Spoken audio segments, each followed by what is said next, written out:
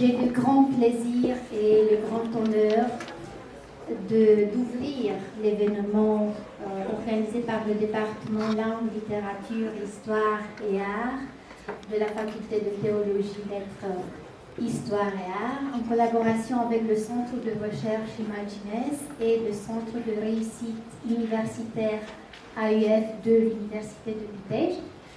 Événement organisé à l'occasion de la Journée internationale de la francophonie. J'ai également la grande joie, je suis très heureuse de vous voir présents, si nombreux ici, aujourd'hui où on va parler français, n'est-ce pas? Parce que l'événement d'aujourd'hui sera en français, s'il vous plaît, pour citer le slogan de l'Organisation internationale de la francophonie. Mon rôle ici est d'animer cet événement, mais je pense que vous êtes vous-même déjà bien animé. Je serai votre maîtresse de cérémonie et j'ai le plaisir de remercier Monsieur le recteur, Messieurs les vice-recteurs, Madame la directrice du Centre de Relations internationales, mes chers collègues, mes chers étudiants, mes chers élèves et j'espère futurs étudiants. Je remercie tout le monde d'être présent ici, d'avoir accepté notre invitation. Ce qui me reste maintenant, c'est d'inviter Monsieur le recteur de dire ces 10 mots ou plus sur la francophonie, le français et la France en général. Merci. Merci. C'est pour la deuxième fois aujourd'hui quand je dois parler en français et j'espère que je passerai d'une manière excellente l'examen avec vous tous qui sont des spécialistes. La francophonie, pour moi, c'est toujours une question qui est bien liée avec les valeurs de la France, les valeurs de la France moderne, c'est-à-dire des droits des hommes, la déclaration des droits des hommes. Je pense que vous savez bien que c'était d'origine française à l'époque. Pour moi, la francophonie, c'est un espace dans lequel nous partageons des valeurs culturelles communes, nous partageons une amitié spécifique et finalement, nous nous retrouverons nous-mêmes dans un espace culturel, spirituel et historique. Je suis très heureuse que notre université a réussi à se joindre à ce espace francophone, pas seulement par vous qui vous êtes des prochains spécialistes en ce qui concerne la langue étrangère, la langue française, mais comme une université associée au espace universitaire francophone. Et il y a quelque chose qui nous donne la fierté d'être membre à cet espace francophone. Qu'est-ce que je peux vous souhaiter aujourd'hui, c'est de garder cette valeur, de rester toujours lié avec les valeurs francophones qui sont, avant de tout, sont des valeurs européennes. Je vous souhaite bon succès en tout ce que vous faites pour vous préparer d'une manière professionnelle et j'espère que vous serez capable à parler et à écrire en français mieux que moi, un pauvre ingénieur qui quand même parle comment est-ce qu'il peut. Bon succès à vous tous. Merci, monsieur le directeur. Maintenant, j'invite mademoiselle Lisée Faroulu, notre lectrice de français. Les étudiants de l'Université de Liège ont la chance de faire des cours de conversation en français avec un locuteur natif. Elle fera une présentation sur la Polynésie française. Lisez.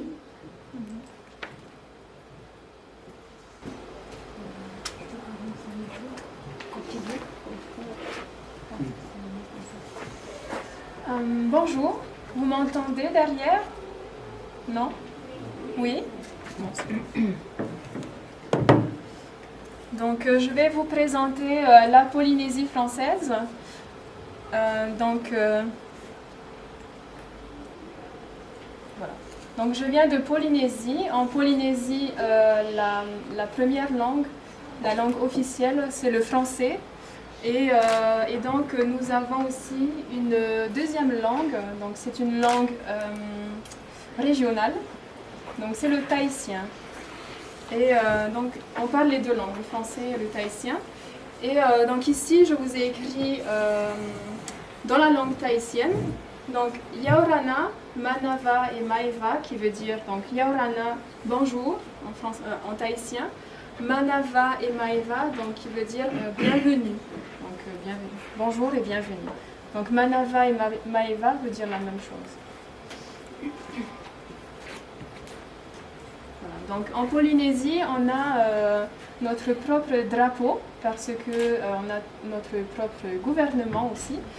Nous avons le président de la Polynésie qui vote aussi les lois, hein, mais tout ce qui est au niveau militaire, c'est la France qui gère, donc c'est l'État.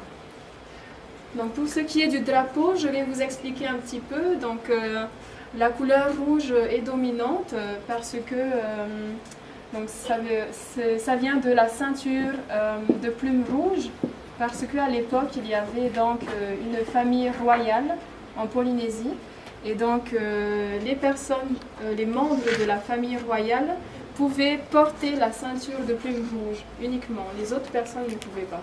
Donc c'est un peu un symbole royal. Ensuite, donc au centre, on a donc une pirogue double à voile, parce que les premiers arrivants en Polynésie sont arrivés en pirogue à voile. C'est aussi le moyen de communication entre les îles, donc pour se déplacer entre les îles. Et aussi, comme on peut voir ici, la mer qui représente donc la richesse nourricière, donc les poissons et la pêche. Aussi utilisé avec la pirogue à double à voile. Ensuite, les rayons du soleil représentent la vie. Et puis au milieu, on a 5 hommes qui représentent les 5 archipels qui représentent donc la Polynésie française.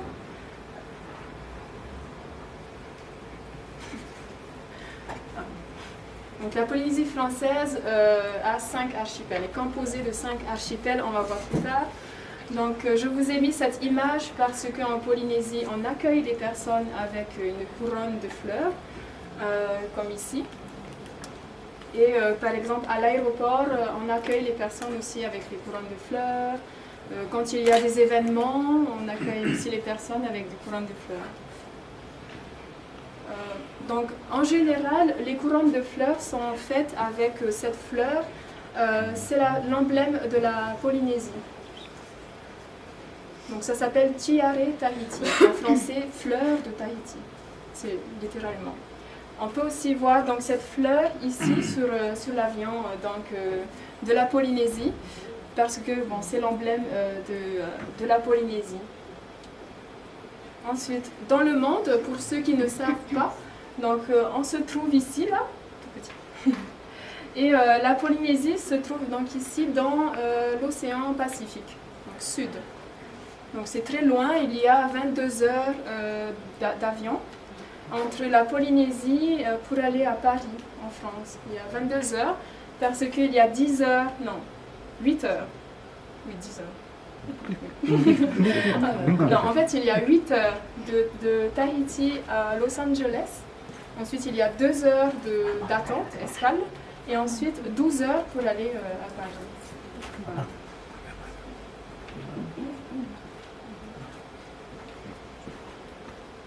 Ensuite, donc voici la Polynésie française. Tout à l'heure, on a vu 5 hommes sur le drapeau, donc qui représentent les 5 archipels de la Polynésie. Ici, l'archipel des Australes, l'archipel des Tuamotu-Gambier, l'archipel des Marquises et l'archipel de la Société, où se trouve donc Tahiti ici, qui est l'île principale.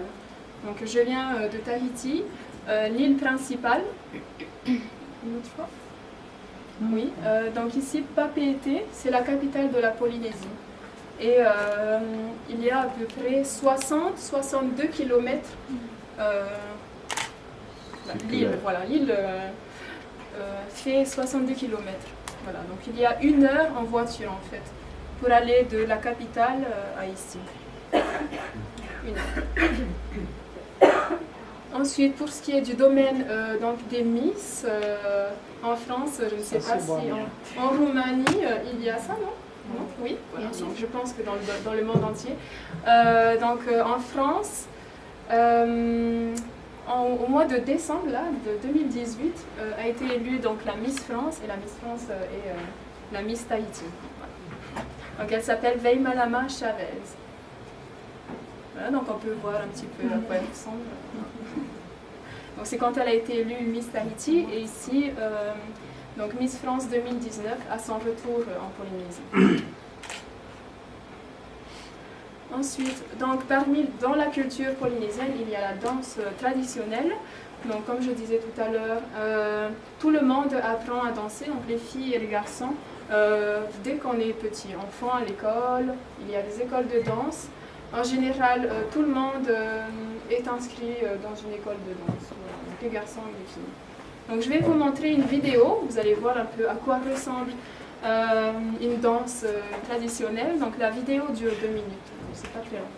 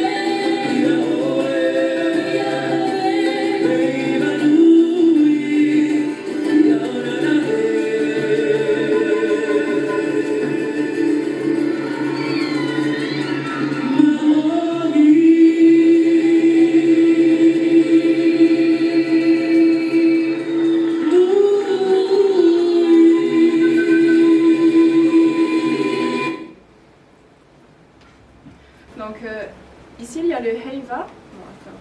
En fait, donc, tous les mois de juillet, il y a un concours de danse et de chant, donc par ville.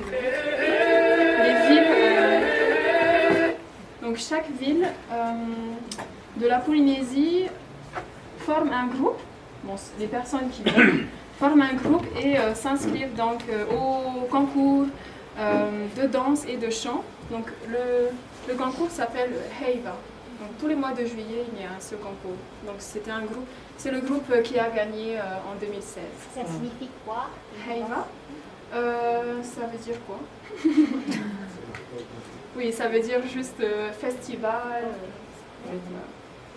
En fait, ça a été créé à partir pour le 14 juillet. C'est pour ça que le Heiva est en juillet, parce qu'on célèbre en même temps le 14 juillet, donc la fête nationale. Est-ce que tu as participé à ce Au Heiva?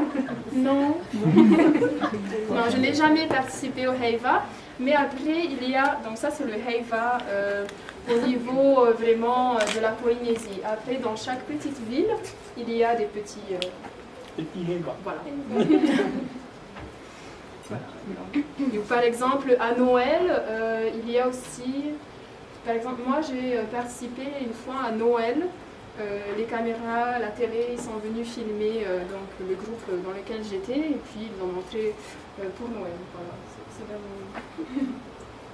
Donc, en fait, ici, pour le Heiva, les personnes, les groupes fabriquent eux-mêmes leurs costumes, voilà, avec des fleurs, des feuilles, comme on a pu le voir ici. Et puis, les groupes représentent une légende de Polynésie. Donc, le groupe choisit une légende et après, les gestes sont faits en fonction de l'histoire de la légende. Merci. Et Les couleurs aussi représentent les symboles de la légende, de l'histoire racontée. Donc ensuite, on va passer à la perle noire de Tahiti. Je ne sais pas si vous avez entendu parler. Donc la perle est greffée dans les nacres. Les nacres sont posées donc, dans la mer, comme ça. Donc on laisse poser donc, la nacre la perle dans la nacre pendant des mois et des mois. Et puis donc, la perle se forme, la perle noire. Donc voici le résultat de la perle. Comme je disais tout à l'heure, tout le monde a un collier de perles, un bracelet en perles ou des boucles d'oreilles aussi. Et comme on peut voir ici, donc, tout le monde a un collier, un bijou en perles. Ensuite, pour le tatouage, donc le tatouage aussi fait partie de la culture polynésienne. Donc chaque motif représente aussi il y a une signification. Donc on ne fait pas un dessin parce que c'est joli, c'est vraiment, ça représente l'histoire de la personne. Voilà, donc comme à l'époque, le tatouage représentait la classe sociale, donc des personnes. Plus les personnes avaient des tatouages et plus il était élevé voilà, dans le rang social. Ici, je vous ai mis un exemple de motif polynésien qui représente la création du monde dans la culture polynésienne.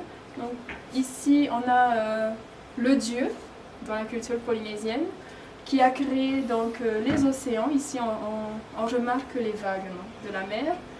Ensuite, au milieu, les montagnes avec les fleurs, la faune, donc tout le milieu. Ensuite, ici, en dessous du dieu, on a les demi-dieux, comme on a vu Maui, les demi-dieux. Ici, donc, c'est des personnes, des hommes qui vénèrent les demi-dieux et le dieu. Et en bas aussi, on a tous les hommes et les femmes du monde. Voilà. Et enfin, on va terminer avec la littérature. Je vous ai mis ici Chantal Spitz, qui est très connue en Polynésie, en France aussi.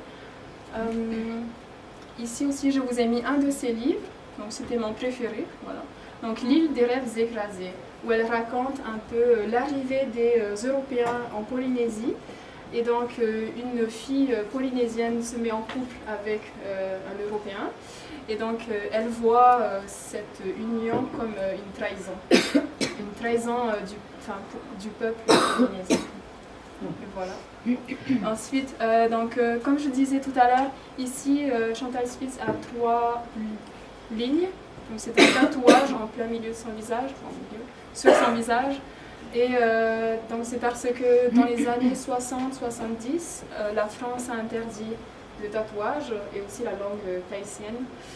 Donc elle s'est fait ce tatouage pour affirmer son identité. Et voilà, donc on voit pas très bien ici le tatouage. Bon, je n'ai pas de tatouage.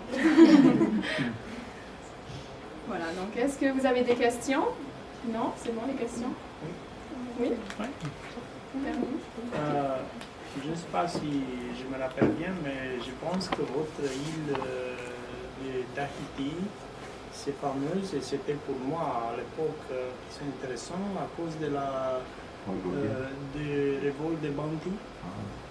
La révolte des bandits. Ah oui, oui. C'est vrai, hein? Oui. Il y a un film. Je connais tout ça de Tahiti. J'ai une imagination très oui, riche. c'est vrai qu'il y a un film sur ça.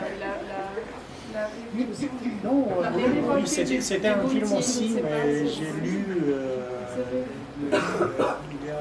il y a longtemps. Il y a quelques années. Oui, Et Gauguin. oui, Paul Gauguin aussi. Ah oui, Paul Gauguin aussi, oui. Jacques Brel aussi, le chanteur français. Non. Merci, Lisée. Merci.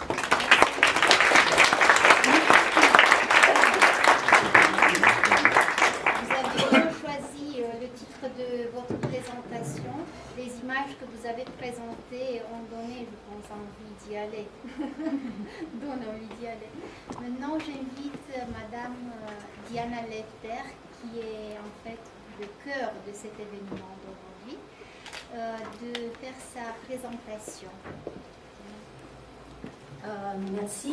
Bonjour à tout le monde et merci d'être venu. Déjà, j'ai la chance d'une introduction que Monsieur le recteur a déjà faite, parce que mon intention aujourd'hui, c'est de vous dire quelques mots sur un document français très important qui est la Déclaration des droits de l'homme et du citoyen.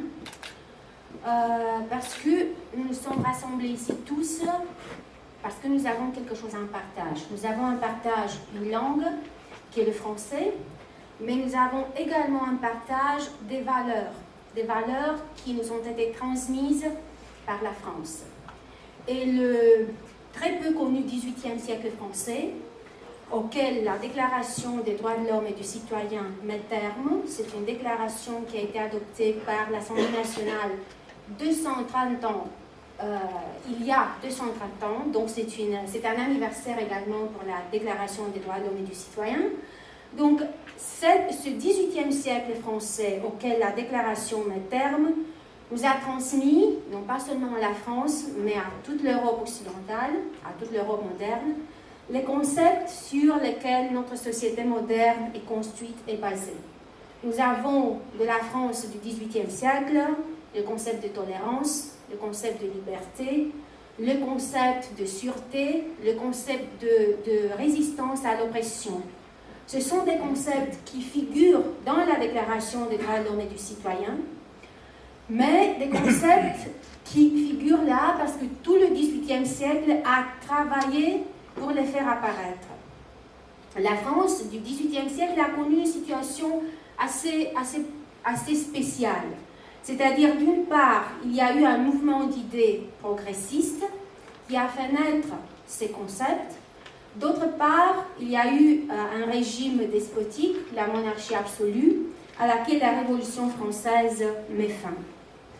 À propos de la Déclaration des droits de l'homme et du citoyen, il est peut-être intéressant de savoir, un point anecdotique, on la voit aujourd'hui comme le point de départ de l'Europe moderne, et pour la France comme le point de départ de la République française. Mais il est intéressant que les trois auteurs principaux de cette déclaration, ceux dont les idées se trouvent à la base de la forme adoptée par l'Assemblée nationale, qui était le Parlement français, sont trois monarchiens. Un membre du clergé, un juge royal et un homme politique d'orientation royaliste. Donc voilà, 13 personnes qui avaient des orientations politiques à l'ancienne ont pu quand même mettre ensemble un texte qui, pour nous, représente la base de la démocratie moderne. D'autre part, cette déclaration des droits de l'homme et du citoyen clôt un siècle de la tolérance, mais d'une tolérance seulement au niveau des idées, au niveau intellectuel, au niveau de la littérature, au niveau de la philosophie et de la religion. Parce que c'était un siècle qui avait commencé sous un mauvais augure, c'est-à-dire sur la révocation de l'édit de la tolérance, qui était l'édit de Nantes, donné par Henri IV, et qui a été ensuite révoqué au début du XVIIIe siècle par le roi Louis XIV. Je ne vais pas insister trop sur le contenu, si vous voulez, politique et social de la Déclaration des droits de l'homme et du citoyen, parce que ce n'est pas mon domaine de compétence. Mais mon propos, c'est de vous dire que, en fait, cette déclaration, pour nous, ça semble un début, parce que, j'ai déjà dit, elle met les bases des démocraties modernes. Mais pour la France, c'est la somme de tout un mouvement que la littérature du XVIIIe siècle, que la philosophie de ce siècle, que la religion de ce siècle avait marqué. Alors, cette déclaration des droits de l'homme et du citoyen, c'est une déclaration de principe à portée universelle, et elle véhicule en essence les idées politiques, les idées philosophiques des grands auteurs du siècle, d'un Voltaire, d'un Rousseau, d'un Diderot, des idées qui déjà avaient été présentes dans leurs œuvres littéraires, politiques, philosophiques, etc. Les deux principales idées philosophiques qu'on retrouve exprimées dans la Déclaration des droits de l'homme et du citoyen, la première, c'est le triomphe de la raison sur la foi et sur la croyance. C'est l'idée que déjà Voltaire avait exprimée dans ses écrits philosophiques, comme partisan de la religion naturelle, donc déiste convaincu. Il avait affirmé à propos du monde et à propos de son refus d'accepter l'existence d'un Dieu révélé, il avait donc affirmé « Je ne peux pas croire que cette horloge fonctionne et qu'il n'y ait pas d'horloger ».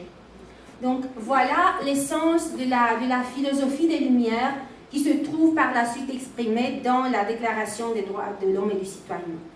Une autre idée très importante qu'on y retrouve et qui avait été déjà présente dans les écrits du XVIIIe siècle, c'est le fait que la loi doit être vue et conçue comme un contrat social. C'est évidemment l'idée de Rousseau, que nous savons tous de son célèbre écrit, et notamment l'idée que la loi doit être basée de manière naturelle sur le contrat entre les individus et non pas sur le contrat entre l'individu et l'État.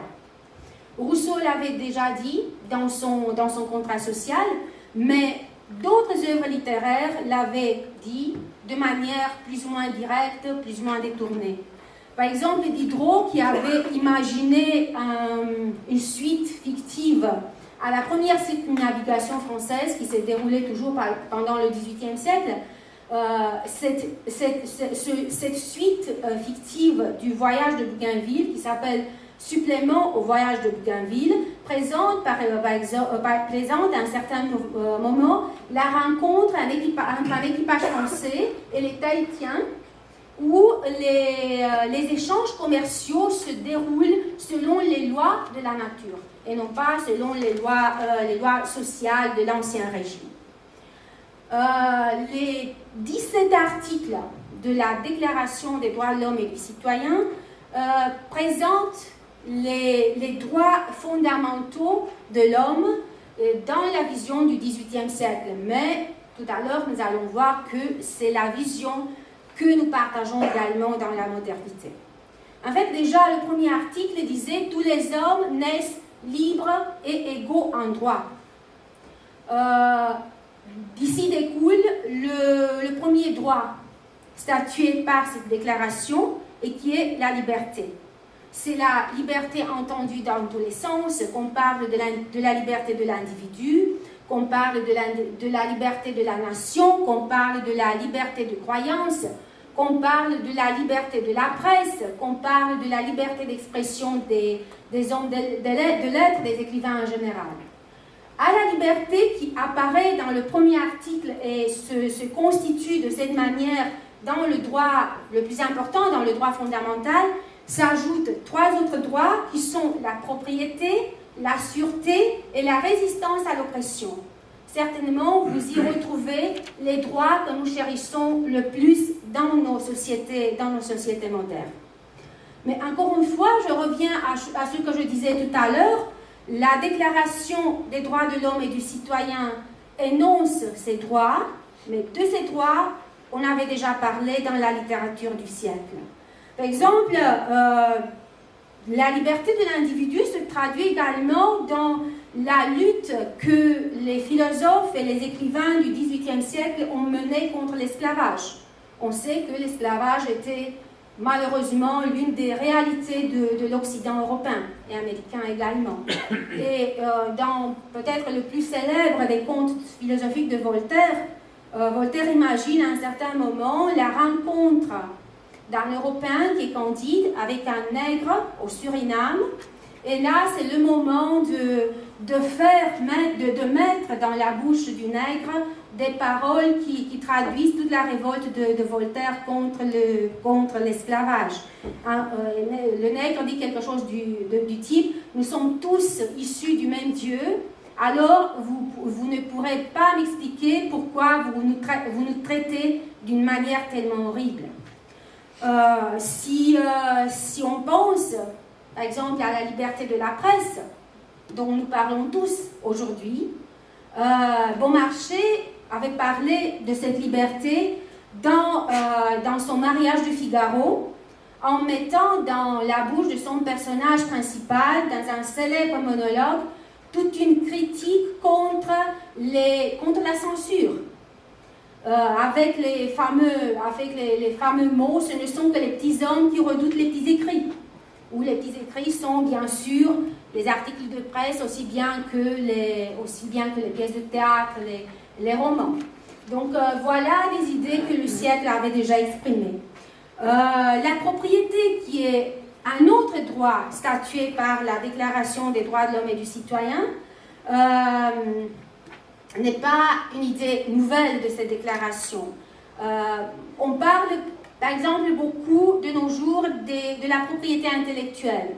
Nous tenons tous à ce que cela soit respecté. La question du plagiat est à l'ordre du jour. Mais on devrait peut-être remercier Beaumarchais qui, en 1777, a créé le Bureau de législation dramatique, qui est la future société des auteurs dramatiques et comiques, et a lutté pour qu'on reconnaisse ce que nous appelons aujourd'hui les droits d'auteur. Donc il a fait reconnaître le statut d'écrivain comme le statut de créateur, en faisant changer à jamais le statut des hommes de lettres. Puis la sûreté, qui est le troisième droit énoncé par la Déclaration des droits de l'homme et du citoyen. La sûreté est un concept assez large et elle peut être entendue au niveau individuel aussi bien qu'au niveau collectif. Mais encore une fois, de la sûreté, nous avons déjà parlé pendant le XVIIIe siècle de la littérature, de la sûreté de la personne et aussi bien de la sûreté de la classe sociale. Et c'était toujours Figaro qui, en monologuant, mais en s'adressant, si vous voulez, de manière imaginaire à son maître, qui était le comte d'Almaviva, auquel reprochait sa situation, sa manque de sûreté, et disait des mots ironiques et sarcastiques à la fin à son maître, qui était un noble, et lui disait « Qu'avez-vous fait pour tant de bien? Vous vous êtes donné la peine de naître et rien de plus.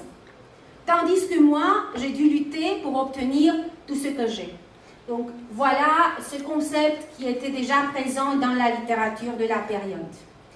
Enfin, le dernier droit, c'est la résistance à l'oppression. Il est évident qu'après les expériences dramatiques que les Français ont vécues pendant les dernières années de l'Ancien Régime, la résistance à l'oppression apparaît comme un droit important, comme un droit auquel ils ne peuvent pas renoncer. Mais pour vous parler de la résistance face à l'oppression, je vous renvoie encore une fois à la littérature, à une œuvre bien antérieure à la Déclaration des droits de l'homme et du citoyen. Il s'agit d'un roman épistolaire de Montesquieu qui s'appelle Les Lettres persanes et qui présente une autre dictature, une dictature imaginaire, celle d'un sérail qui se trouvait en Perse. Et le maître du sérail avait une favorite qui, jusqu'au dernier moment, a lutté contre l'oppression. Et dans la dernière lettre qu'elle envoie à son maître, avant de se suicider, elle dit « J'ai fait de votre sérail un lieu de délices et de plaisir ». Donc voilà la lutte au féminin contre l'oppression, parce que ce sérail que Montesquieu a imaginé, c'est une France monarchique et dictatoriale en miniature. En fait, ce que j'ai fait, c'est de vous montrer un peu que ce document que nous voyons comme un commencement est dans le même temps un aboutissement. Un aboutissement des idées littéraires, philosophiques et religieuses que toute la littérature et que tout le mouvement d'idées du XVIIIe siècle avait véhiculé. Par conséquent, on doit voir dans cette déclaration, qui sert d'ailleurs de préambule à ce qui va être la première constitution d'une monarchie constitutionnelle en France, on doit donc y voir la quintessence de la philosophie des Lumières et une déclaration à portée universelle, dont nous devons tous tirer les idées importantes.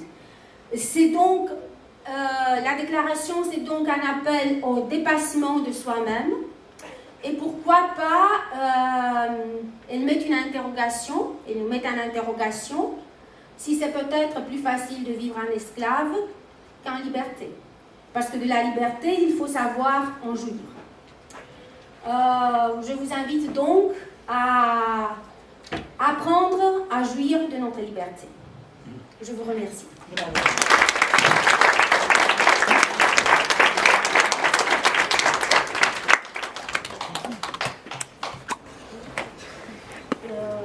Îi mulțumim domnului rector pentru prezență, pentru că a avut și a făcut timp în atâtea evenimente găzduite astăzi la Universitatea din Pitești să fie alături de noi. Vă mulțumim frumos, domnule. Și eu vă mulțumesc că sunteți înțelegători și mă iertați că trebuie să plec, dar la ora 2 avem Consiliul de Administrație și știți cum e cu hârtiile astea, nu mai scos la capăt. Succes în continuare tuturor! Pentru că i-am văzut și în partea mea pe domnii rectori, vreau să le mulțumesc și dumnealor pentru prezența aici, domnul prorector Adrian Sămărescu, domnul prorector Emanuel Soare. On pouvait faire le petit jeu de l'interprétation, n'est-ce pas? Une langue inconnue, et vous allez interpréter dans une langue connue par tous, n'est-ce pas? Chers invités, ce n'était pas régissé. Da, les jocuri de la creație. Are să trebuiască să reconstruiască ce se cheamă contextul locuțional și situațional, pentru că unde e Bogdan Cioavă? Are treabă. Am avut un curs de formare acum ceva vreme și spunea primul interlocutor ceva, iar celălalt traducea, evident era vorba de o limbă inventată și fiecare înțelegea ceea ce voia. Important era să înțelegeți dumneavoastră, cum am înțeles și noi atunci, că un cod nu e doar un inventar de semne prefabricate, e o mulțime de semne care se fabrică în acel timp. Mulțumesc! Am tradus în termenii agreați de Adriana ceea ce așteptați voi să vă spun. Mesajul nostru e simplu, intitulatura noastră este pro-rector, suntem de partea rectorului, deci trebuie să ne însoțim la Consiliul de Administrație. Pentru prezență. Eu le mulțumesc organizatorilor, în primul rând, lectorului francez, și vă mulțumesc noastră că ați venit aici, nu dintr-o fișă a postului, ci dintr-o chemare care se conjugă în limba oricăruia dintre autorii menționați astăzi. Sunt bucuros să fac parte din grupul ăsta și dacă aș putea să vă spun în franceză ce simt în românește, aș fi mare. Succes!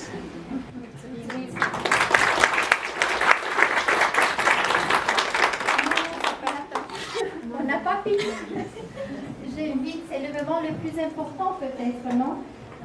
J'invite nos étudiants, les étudiants en roman français, en anglais français et en théâtre, de présenter leur moment poétique, puisque Madame Lefter a parlé de littérature, on reste dans ce domaine, excusez-nous.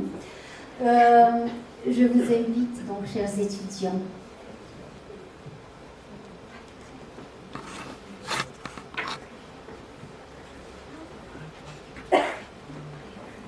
Bonjour. Roman. Arthur Rimbaud. On n'est pas sérieux quand on a 17 ans. Un beau soir, foin de boc et de la limonade, des cafés tapageurs aux lustres éclatants. On va sous les tilleuls verts de la promenade. Les tilleuls sont bons dans les bons soirs de juin. L'air est parfois si doux qu'on fait la paupière. Le vent chargé de bruit, la ville n'est pas loin, a de parfums de vin et de parfums de bière. Voilà qu'on aperçoit un tout petit chiffon d'azur sombre, encadré d'une petite branche, piqué de mauvaises étoiles, qui se fondent avec de doux frissons, petites et toutes blanches. Nuit de juin, 17 ans, on se laisse griser, la sève du champagne, et vous monte à la tête. On divague. On se sent on se sent aux lèvres un baiser qui palpite là, comme une petite bête.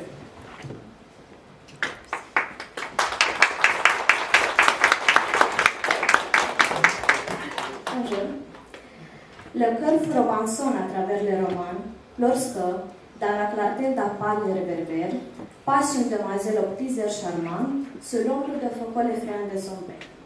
Et, comme elle vous trouve immensément naïf, tout en faisant trotter ses petits bottines, elle se tourne, alerte d'un mouvement vif. Sur vos lèvres alors meurent les cavatines. Vous êtes amoureux, lui jusqu'à moins doux. Vous êtes amoureux, vous sonnez la fonderie. Tous vos amis s'en vont, vous êtes mauvais goût. Puis l'adoré, un soir, a daigné vous écrire. Ce soir-là, vous rentrez au café éclatant, vous demandez des bocs ou de la limonade. On n'est pas sérieux quand on a 17 ans et qu'on a des tilleuls verts sur la promenade.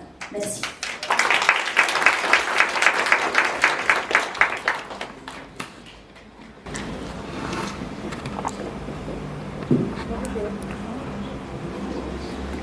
Bergeret, Gérard de Nerval. Homme, libre penseur, te crois tout seul pensant dans ce monde où la vie éclate en toutes choses? De force que tu tiens, ta liberté dispose, mais de tous tes conseils l'univers est absent. Respect dans la baie, un esprit agissant. Chaque fleur est une âme à la nature éclose, un mystère d'amour dans le métal repose. Tout est sensible, et tout sur ton être est puissant. Crains, dans le mur aveugle, un regard qui t'épie. À la matière même, un verbe est attaché.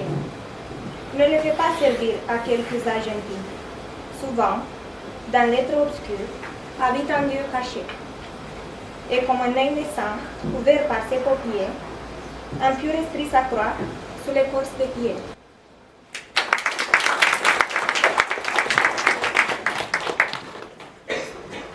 Bonjour à tous.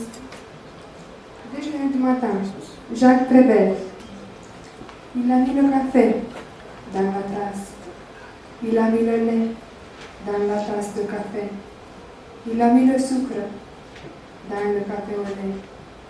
Avec la petite cuillère, il a tourné. Il a bu le café au lait et il a reposé la tasse, sans me parler. Il a allumé une cigarette, il a fait des rondes avec la fumée, il a mis les cendres dans le cendrier, sans me parler, sans me regarder. Il se levait, il a mis son chapeau sur sa tête, il a mis son manteau de pluie, parce qu'il pleuvait. Et il est parti sur la pluie, sans une parole, sans me regarder. Et moi, j'ai pris ma tête dans ma main et j'ai pleuré.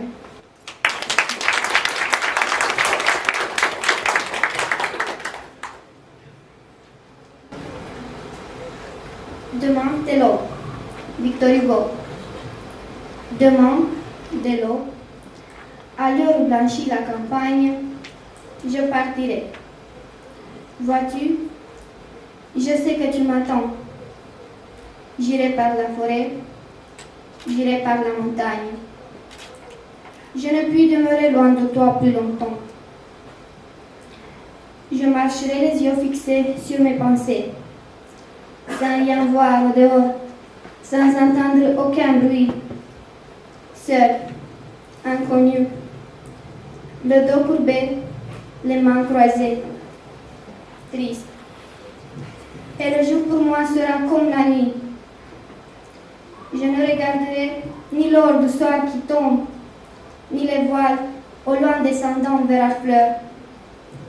Et quand j'arriverai, je mettrai sur ta tombe un bouquet de houblères et de bruyères en fleurs.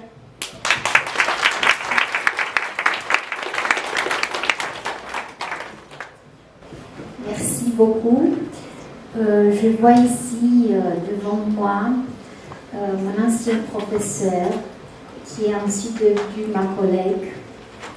Et je l'invite maintenant, c'est Madame Zarnescu, Madame professeure Zarnescu, je l'invite maintenant de nous dire quelques mots sur la francophonie, sur l'Alliance française. Je vous invite, Madame le professeur.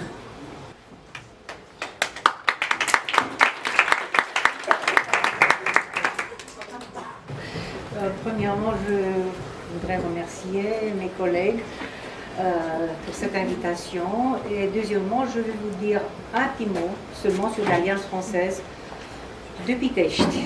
Oui, pourquoi? Parce qu'il n'y a que 4 alliances françaises dans toute la Roumanie. Et voilà, vous avez l'université de Pitești, cette faculté de lettres, etc., a l'opportunité, l'avantage, le bénéfice, comme vous voulez, d'avoir ici, au rez-de-chaussée, l'Alliance française, ce qui est très important. Ouais, parce que c'est une liaison directe avec, disons, l'Institut culturel de Bucarest, avec l'ambassade de France de Bucarest, dont la distance est assez petite, pour entrer dans ce dialogue, ici, de Pitești. Ouais. Donc on a parlé aujourd'hui de l'importance de la francophonie, et je pense que vous avez ajouté de la francophilie, parce que les Roumains sont premièrement francophiles avant d'être francophones, ou simultanément. Ouais. Et on est pendant la session France-Roumanie. Maintenant, c'est la Roumanie qui s'occupe de cette session France-Roumanie jusqu'en avril, à partir du mois prochain, oui, avril, et ça suit, oui, jusqu'en juillet, le 14 juillet qui est le jour de la France, le jour national de la France, ce sera en France que cette session va se dérouler. Oui. Bon, et je finis par une invitation à mon tour de visiter, si vous ne l'avez pas fait encore, de visiter l'Alliance française, se trouve au rez-de-chaussée, de voir le livre, de participer autant que possible dans la mesure de votre temps, parce que je sais qu'on est tous très occupés, oui, de voir ce qui est de nouveau, de dialoguer avec des Français qui viennent de temps en temps ici, donc sont des Français qui travaillent aux usines Dacia Renault, des Français qui résident à Pitești et qui viennent ici à l'Alliance. Donc voilà, c'est toujours un dialogue que vous pouvez avoir que vous pouvez porter, oui, avec les autres. Oui. C'est s'ouvrir dans la liberté dont on a parlé, dont on a parlé aujourd'hui, c'est s'ouvrir vers l'autre. C'est ça le dialogue. Moi, je vous souhaite bon succès. Je vous invite encore une fois à visiter, à voir, à réfléchir, oui, à feuilleter les livres et tout ce que vous voulez pour l'avenir à propos de la liberté.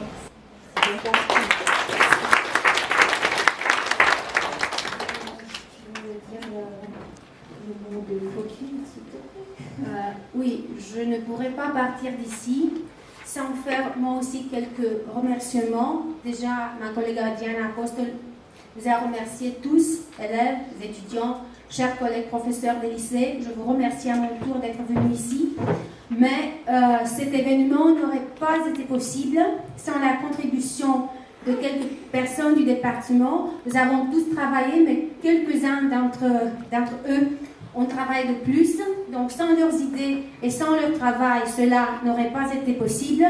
Et je commence avec les étudiants qui vous ont présenté les poésies, et qui sont Béatrice, Nicoletta, Teodora, Gabriela et Adriana. Je vous remercie encore une fois. Je remercie pour ces idées géniales la plus francophile des professeurs des Espagnols, Catalina Constantinescu. Je remercie pour son travail énorme Bogdan Chabo, qui a dirigé nos étudiants. Et je remercie également Adriana Apostol, sans laquelle la journée d'ici n'aurait pas été possible.